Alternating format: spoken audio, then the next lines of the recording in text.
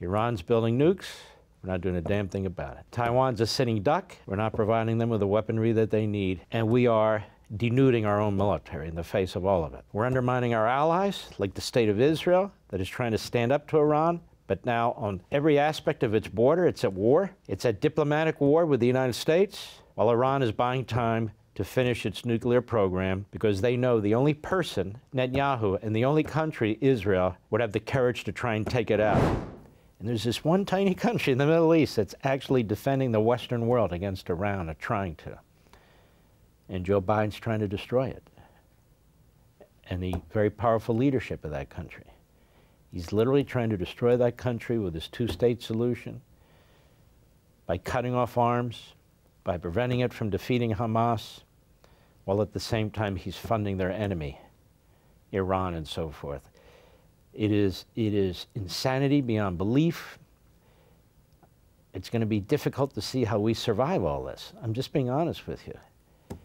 And I like to talk about the historians because I read history left and right, back, top and bottom, and just it's something that I find I'm almost obsessed with. But it's too late when you're reading about the demise of a country written by historians. But Joe Biden will have a big chapter all by his own. Go ahead. China conducted several days of military exercises. A number of short and intermediate range missiles were launched into exclusion zones to the north and south of Taiwan. One of them was to the eastern seaboard, and there were also some short-range rocket firings between Taiwan and Fujian province.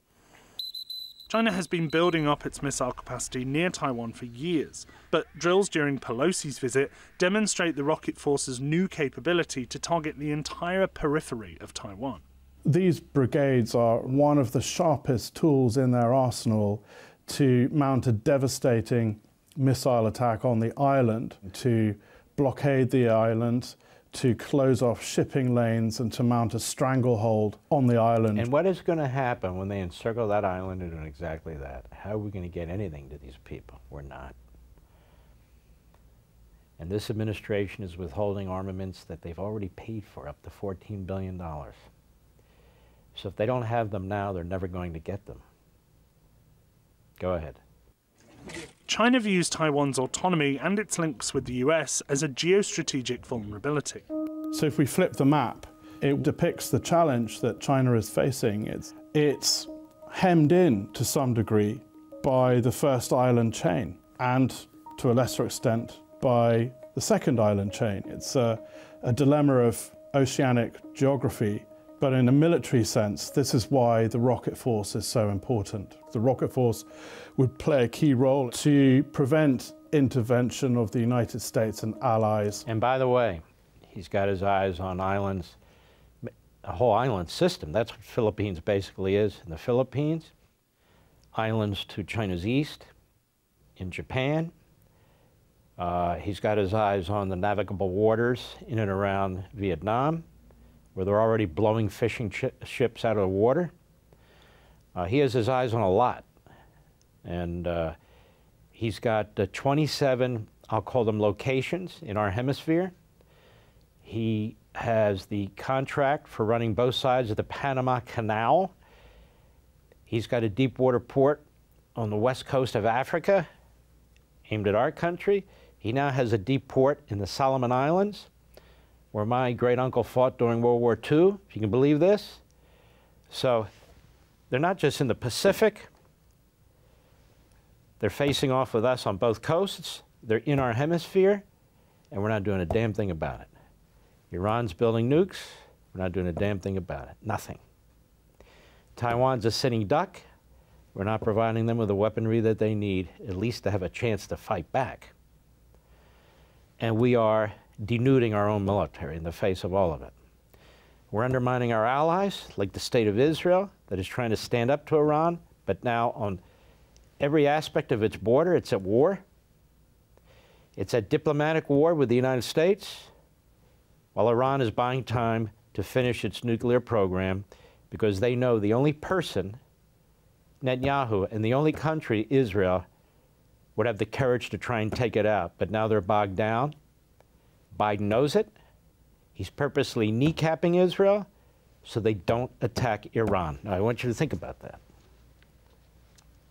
Go. The rocket force has developed missiles capable of striking US forces, coming to Taiwan's aid, within the first and second island chains.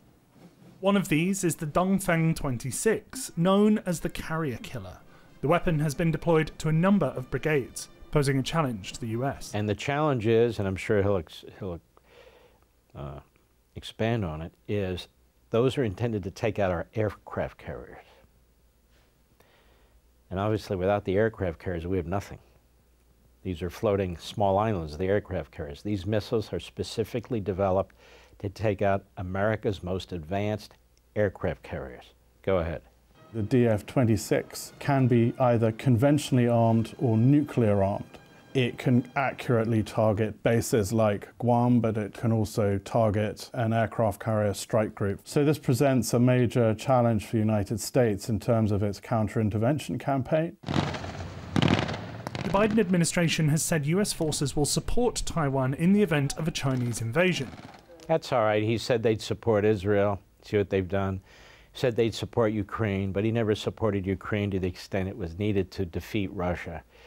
This guy's a liar, and he has set the whole world on fire, and our enemies are on the move. They're on the move. The terrorists in the Middle East, Iran, North Korea's on the move, Communist China, Russia's on the move. They're all on the move because they see what we all see. Go ahead. China's rocket force now presents a serious threat to the US's ability to do that, dramatically raising the stakes in any conflict over the island. Obviously, we should be developing advanced systems for all of our forces, not just to protect Taiwan, but to protect ourselves.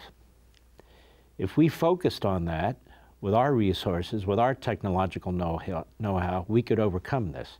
But that's not what we're doing. And the American people are not being told what's taking place. I mean, we're fighting over TikTok, which is a communist front corporation gathering data on the American people, gathering data on our corporations, stealing technological information. I got to sit here and listen to Rand Paul talk about the First Amendment. Like this has something to do with the First Amendment? It has nothing to do with the First Amendment. Or have to listen to others talking about, well, this will set a bad precedent for other companies. No, just other companies from China. You got a Republican billionaire donor who has spread his money all over the place on Capitol Hill, who buys and owns lobbyists, Republican lobbyists, as well as Democrat lobbyists. And you hear people talk about this like it's some kind of civil liberty issue. It's our civil liberties at stake. It's not a civil liberty issue. We're being invaded in every way by the Communist Chinese. The Confucius Institutes in our colleges and universities, they're spending billions of dollars to influence the thought of one generation after another to foment revolution in this country. That's what Peter Schweizer's book is all about. Blood money. Like Qatar, blood money. To undermine the state of Israel and support for Israel. To support Hamas. It's going on. These things are not just happening in our streets. They're being funded. They're being deployed strategically by our enemies. Communist China watches what it's doing. It is thrilled with the mayhem that you see in our streets and what's going on in our country. And you better believe they want Joe Biden to be the next president. Wouldn't you, if you're Communist China or fascistic Russia, the Islamo-Nazis in Iran and all the rest of them? Of course you would. They were very nervous about Donald Trump. They kind of conducted business in their own box. Now it's like, who gives a damn? They just don't care. For all this and much more, sign up for LevinTV.